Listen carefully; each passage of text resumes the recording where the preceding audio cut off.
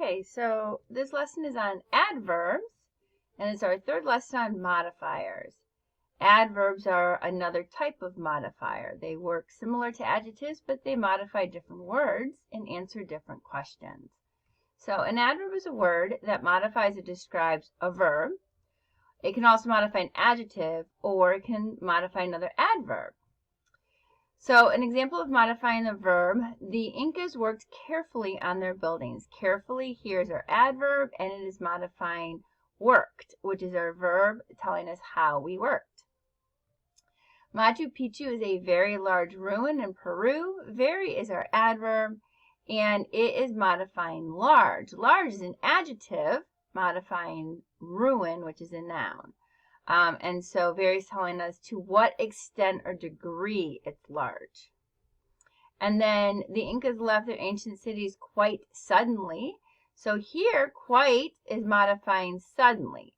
And it's telling us, again, to what extent or degree they left suddenly. Suddenly is also an adverb modifying the verb left, telling us how or the manner in which they left. And then quite tells us the degree to which it was suddenly. So adverbs will answer one of four questions for us, especially if they're modifying a verb. So the first question is how you're doing something or in what manner you're doing it. So Machu Picchu sits silently in the Andes. Silently here is telling us how or the manner in which Machu Picchu is sitting. It will also tell us when. Many scientists now explore this city. Now is telling us when they explore being the verb. It will tell us where. This is different than a place, which would be a noun, right? So New York City is large, so that's the place, right? This is going to be telling us where you're doing something. So, for example, scientists dig there for facts about the Incas. So there is telling us where they're digging.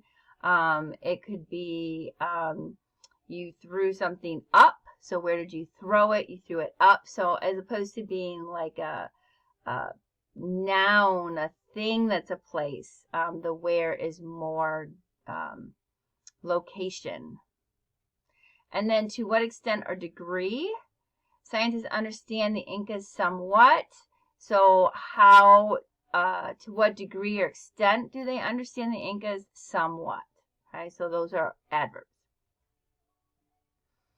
When we have adverbs that are modifying adjectives or adverbs, they're a special group. We call them intensifiers because, again, they're telling us the degree to which something is being modified. So it will only answer one question, to what extent, okay, or degree. So the people of Easter Island built extremely large statues. Okay, so large here is an adjective modifying statues. Extremely is telling us to what extent they were large or to what degree they were large. Scientists examine the old statues very carefully. So here carefully is an adverb modifying examined. And then very is telling us to what extent or degree they were examined carefully. So adverbs can also be found many places in a sentence. So they can be at the beginning of a sentence. Silently she approached the farm. Silently is telling us the manner in which she approached or how she approached. But it's not next to the verb. It's actually at the beginning of the sentence. They can be at the end of the sentence. She approached the farm silently. So again, still telling us how she approached the farm, still modifying approached, but it's at the end of the sentence.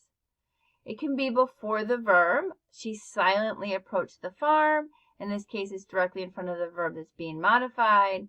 It can be right after the verb. She traveled silently to the farm. So here, silently is modifying the verb traveled, and it follows it right away. They can be within a verb phrase. She had silently traveled to the farm. So, things like, not, right, are often in the middle. We often have adverbs in the middle of a verb phrase.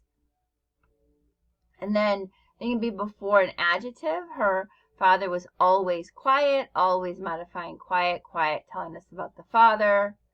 And then they can be before an adverb. So her father spoke rather quietly. So here, rather is telling us the extent or degree to which he was speaking quietly, quietly modifying the verb spoke.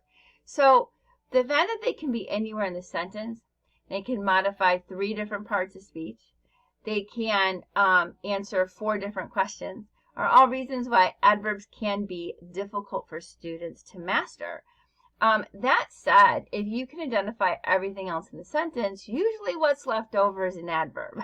So if you think about it that way, because they do so many things, they can be so many places, if you can identify your subject, your verb, the prepositional phrase, what's left is an adverb. Okay? So hopefully that will also help.